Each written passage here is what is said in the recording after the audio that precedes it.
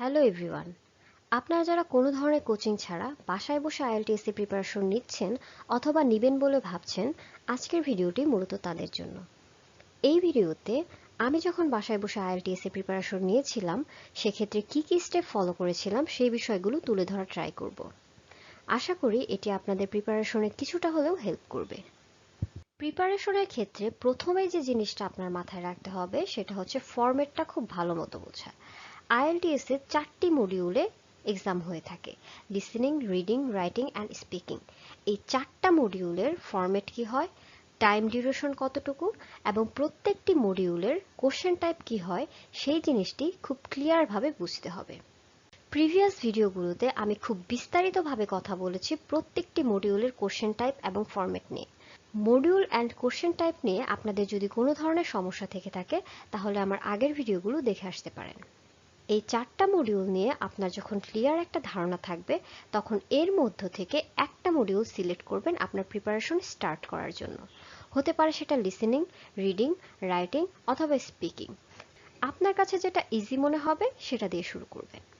প্রিপারেশনের জন্য আপনাকে অবশ্যই ক্যামব্রিজ ইংলিশ IELTS এর লাস্ট যে 7টা বই আছে সেই বইগুলো কালেক্ট করতে হবে। এই একটা বইয়ে কিন্তু 4টা করে মডেল কোশ্চেন পেয়ে যাবেন এবং আপনি যদি 7টা বই কমপ্লিট করতে পারেন তাহলে 4 7টা 28টা মডেল কোশ্চেন আপনার সলভ হবে। তবে এত বেশি মডেল কোশ্চেন সলভ করার আসলে দরকার পড়ে না। আপনি 4 থেকে 5টা বই যখন কমপ্লিট করে ফেলবেন তখনই আপনার মধ্যে কনফিডেন্স চলে আসবে। এরপর বাসায় বসে প্র্যাকটিস শুরু করবেন।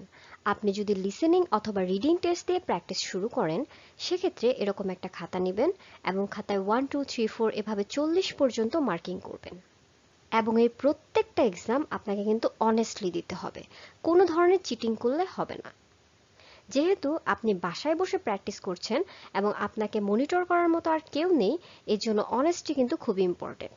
অর্থাৎ আপনি যদি লিসেনিং টেস্ট দেন তাহলে অডিও রিপ্লে করা যাবে না অ্যান্ড অবশ্যই টাইম মেনটেন করতে হবে। এক্সাম শেষ হয়ে যাওয়ার পর সলিউশনের সাথে আপনার অ্যান্সারগুলো মিলিয়ে দেখতে হবে এবং সেখানে যদি কোনো ধরনের ভুল থাকে সেখান থেকে ফিডব্যাক নিতে হবে এবং নিজেকে ইমপ্রুভ করতে হবে। একটা জিনিস অবশ্যই মাথায় রাখবেন, একই ভুল বারবার করা যাবে না। আপনি যদি বারবার ভুল প্র্যাকটিস করেন তাহলে কিন্তু আপনার আলটিমেট আনসার ভুলই হবে। এজন্য আপনি যখন কোনো ধরনের ভুল করবেন, হতে পারে সেটা স্পেলিং মিস্টেক অথবা গ্রামাটিক্যাল মিস্টেক, সাথে সাথে সেটাকে কারেক্ট করে নিতে হবে। এছাড়াও যে কোশ্চেনটা আমি সবচেয়ে বেশি পেয়ে থাকি সেটা হচ্ছে কোন মডিউল দিয়ে প্র্যাকটিস শুরু করব। এই কোশ্চেনের অ্যান্সারে আমি সবসময় বলি আপনার কাছে যে মডিউল সবচেয়ে ইজি লাগে সেই মডিউল দিয়ে শুরু করবেন। তবে আমি শুরু করেছিলাম লিসেনিং দিয়ে। এর কারণ হচ্ছে লিসেনিং টেস্ট সবচেয়ে ইজি হয়ে থাকে। এছাড়াও আপনি যদি লিসেনিং টেস্ট দিয়ে প্র্যাকটিস শুরু করেন সেক্ষেত্রে অনেক বেশি ভোকাবুলারি শিখতে পারবেন, যেটা আপনাকে লিসেনিং টেস্টের পাশাপাশি অন্য যে মডিউলগুলো আছে অর্থাৎ রিডিং, রাইটিং অ্যান্ড স্পিকিংয়েও হেল্প করবে। এছাড়াও লিসেনিং মডিউল দিয়ে প্র্যাকটিস শুরু করলে আপনি কিন্তু ফর্মাল স্ট্রাকচার সম্বন্ধে অনেক ভালো একটা আইডিয়া পাবেন। এই জন্য যারা একেবারেই বুঝে উঠতে পারছেন না কোন মডিউল দিয়ে প্র্যাকটিস শুরু করব, তাদেরকে আমি রিকমেন্ড করব লিসেনিং টেস্ট দিয়ে শুরু করার জন্য। এরপর যে কোশ্চেনটি আসে সেটা হচ্ছে কিভাবে লিসেনিং ইমপ্রুভ করব। লিসেনিং ইমপ্রুভ করার ক্ষেত্রে বিভিন্ন ধরনের অপশন আছে, আপনি যে কোনো একটি চুজ করতে পারেন। তবে আমি সব থেকে বেশি যে কাজটা করতাম সেটা হচ্ছে বিভিন্ন ধরনের পডকাস্ট শুনতাম। এর কারণ হচ্ছে পডকাস্টের অনেক অপশন আছে এবং আপনি কিন্তু আপনার পছন্দের সাবজেক্ট অনুযায়ী পডকাস্ট শুনতে পারবেন এবং এটি আপনার প্রিপারেশনকে একদম বোরিং করবে না। এছাড়াও আপনি বিভিন্ন ধরনের অডিও বুক শুনতে পারেন। আপনি যদি অনলাইনে একটু সার্চ করেন তাহলে দেখতে পারবেন বিভিন্ন ধরনের অডিও বুক কিন্তু এখন অ্যাভেলেবেল আছে। সো আপনি যদি লিসেনিং ইমপ্রুভ করতে চান সেক্ষেত্রে অডিও বুক কিন্তু আপনাকে অনেক বেশি হেল্প করতে পারে। এছাড়াও আপনি বিবিসি নিউজ শুনতে পারেন অথবা বিভিন্ন ধরনের ডকুমেন্টারি দেখতে পারেন। লিসেনিং ইমপ্রুভ করার জন্য কিছু মানুষ সংস অ্যান্ড মুভি সাজেস্ট করে থাকে, তবে আমার কাছে মনে হয় এই লাস্ট দুইটা অপশন লিসেনিং ইমপ্রুভ করার ক্ষেত্রে খুব বেশি ইফেক্টিভ নয়।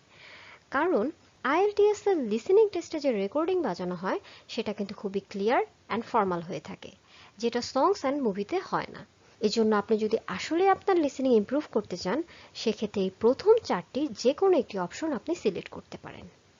এবার আসা যাক কিভাবে রিডিং মডিউলের জন্য প্রিপারেশন নেবেন। আপনার ইংলিশ যদি একেবারেই দুর্বল হয়, সেক্ষেত্রে প্রথমেই আপনি ক্লাস 9 থেকে 12 পর্যন্ত যে ইংলিশ টেক্সট বুকগুলো আছে সেগুলো খুব ভালো মতো পড়বেন।